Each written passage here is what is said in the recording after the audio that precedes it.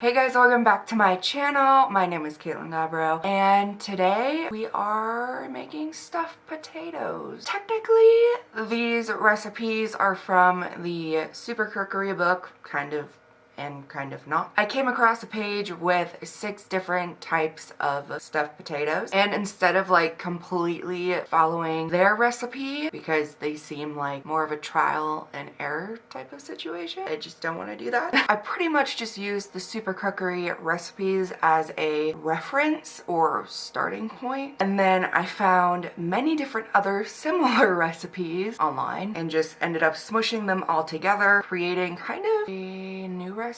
Does that make sense? I hope so. So yeah, today we are making 4 different types. One was gorgonzola, one had brie, another one had shrimp, and the last one was a mushroom bacon type of filling. So yeah, let's get right into these recipes. Okay, so since we're doing 4 different types of stuffings, we're gonna end up with 8 large russet potatoes, 2 potatoes for each filling. We're gonna poke some holes in them, lightly cover them in some olive oil and a little bit of salt.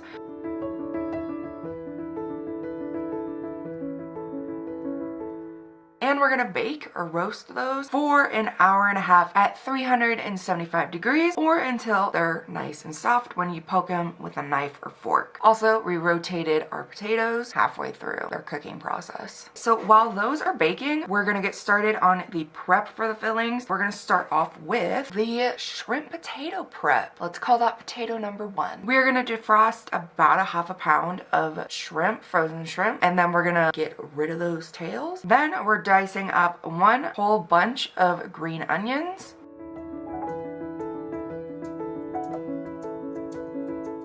And then lastly, we're gonna zest 1 whole lemon. Also, we were supposed to get some fresh dill for this, but that ended up not happening. If you happen to be doing this recipe and you want to use fresh dill, I would definitely chop that up now. Now that the shrimp prep is done, potato number 2, that one is the gorgonzola one. Since we're doing so many different fillings, I wanted to save on some time, so we bought some pre-chopped white onion. If we didn't, then we would be chopping up about 1/4 of a whole white onion. And then we're just going to chop up 1 whole package of bacon. That whole package isn't going into just this filling. That is going into the next filling, potato number 3, which is the bacon and mushroom one. For that prep, we are chopping up 10 ounces of mushrooms. I'm pretty sure we used white mushrooms, but it technically doesn't have to be white mushrooms if you'd prefer something different. And once again, if we didn't have those pre-cut onions, we would be chopping up another 1/4 of an onion. Actually, a little bit less this time. And for the last potato, that one is the brie stuffed potato. That calls for us to dice up 1 whole package of fresh chives. Then we had to cut up some brie into 1-inch cubes, relatively. And then lastly, we needed to grate up some Parmesan-like cheese. We ended up having some leftover Welsh cheddar from the Glamorgan sausage recipe, and that tastes more like Parmesan than it does cheddar, so we ended up just grating up some of that. And again, of course, if we didn't have the pre-chopped white onion, we would be cutting up another 1/4 of an onion. Now that the chopping portion is done for the prep, we have to cook some things before we add them into the filling. So for the things that we have to cook, we're starting off with that shrimp, and those are getting cooked in some butter, garlic, a lot of garlic, salt, and pepper. And we're kind of undercooking those just a little bit because those are gonna get baked later on. So yeah.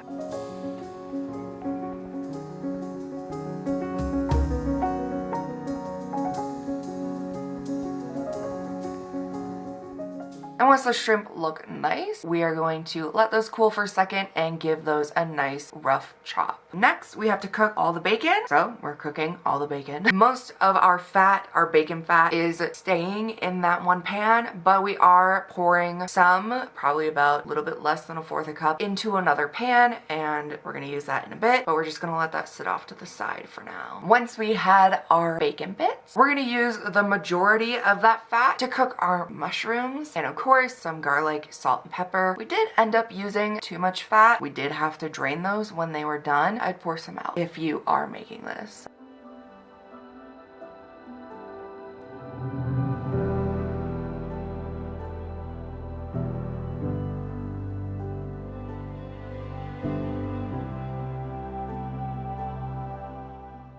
taking that bacon fat that we poured off to the side in another pan, and that's being used to wilt down about 7 to 8 ounces of fresh baby spinach. And of course, cooking that in some garlic, salt, and pepper as well. And once that spinach was all nice and wilted, we're gonna put that on a plate, let it cool for a minute, and we're gonna give that a rough chop as well. And lastly, for the cooking portion, we're gonna cook up 2 different batches of our pre-chopped white onions. One batch is just a quick 5-minute cook, of course, in some butter, garlic, salt, and pepper. And the other batch is going to be cooked for about 10 minutes. We wanted more of a caramelized light sweetness to it, even though I'm not sure if you can really caramelize chopped onions. They didn't seem to really get caramelized as they did to get brown. They didn't get that like sheeny carameliziness to it. But anyways, yeah, that batch is getting a 10-minute cook on it. And during all this prep and whatnot, our potatoes finished cooking in the middle of it. So by the time all this was done, they were all nice and cool and ready to be stuffed, aka stuffing portion. We're gonna start off with the shrimp potato again, and just a little heads up, the way we started off each filling is we first added in our dairy product and garlic, and we whipped that up and then added in all the rest of the flavors, just so you know. But yeah, anyways, so for the shrimp potato, that stuffing calls for potato meat, garlic of course, 5 ounces of Greek yogurt, 2 heaping spoonfuls of sour cream, about 4 ounces of feta cheese, the cooked shrimp, the lemon zest. Then we added in a lot of dried dill, like a lot. I don't want to say a tablespoon because I'm not 100% sure, but it's a lot. Some salt, pepper, and the green onion. And that just got all mixed up. Then stuff those potatoes and set those on a foiled covered cookie sheet.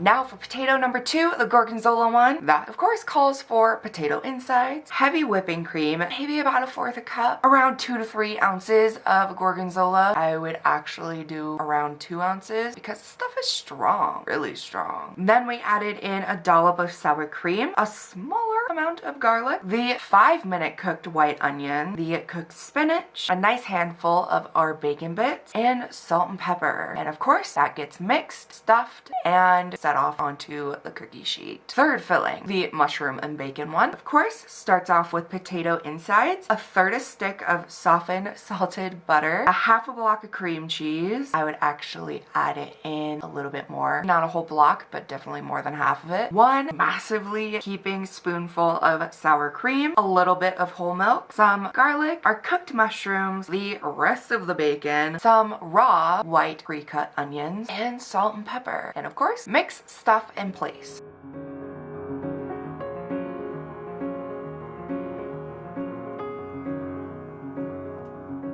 And the last filling, the brie filling, that calls for potato innards, a heaping 1/3 cup of brie, garlic, about 1/2 cup of sour cream, a little bit of heavy whipping cream, and a little bit of whole milk, 2 tablespoons of softened salted butter, 1 egg yolk, a very nice handful of that Welsh cheddar, the 10-minute cooked onions, the fresh chopped chives, a dash of nutmeg, and salt and pepper. And of course, for the last time, mix, stuff, and place onto the cookie sheet. Now that those are all nice and stuffed to the brim, those are going back into the 375-degree oven, and all 8 of those potatoes cooked for about another 20 minutes or so, or until they got nice crispy tops or super melty insides. And if you do end up just making one of these fillings, they won't have to go back into the oven for 20 minutes. I would try maybe 10. I don't know, keep an eye on them for sure. And yeah, they're done. They all tasted really good. They definitely all needed some adjustments here and there. Like the shrimp one had a little bit too much lemon, and the mushroom and bacon one didn't have enough cream cheese, things like that. But generally, they were all really good. But my favorite, weirdly, has to be the shrimp one. And I'm not a massive fan of any type of fish, really. It's kind of like a tzatziki feel to it, with the Greek yogurt and the lemon and the dill and all that stuff. So that kind of surprised me that it made me do my little happy dance chance when I'm totally in love with something that I'm eating. So yeah, 'twas delicious. My least favorite out of all of them had to have been the brie. It was good, but when I'm eating a stuffed potato, I don't want to taste a whole lot of potato. I mean, it's obviously there, but I don't want the majority of the flavor to be potato. I want it to be the good, yummy things that we stuffed it with. And the brie one tasted just a lot like potato. I don't know. We could play around with that later on in life, or if you want to, you can. And yeah, that is about it. I hope this made sense. I hope I edited this in a way where it's not too confusing, even though it's 4 different recipes in one video. If you guys try any of these stuffed potato recipes, let me know if you like it. That is about it. I love you guys so much. I'll see you guys very soon with a fall dessert recipe. It's a pumpkin spice latte tiramisu. It's good.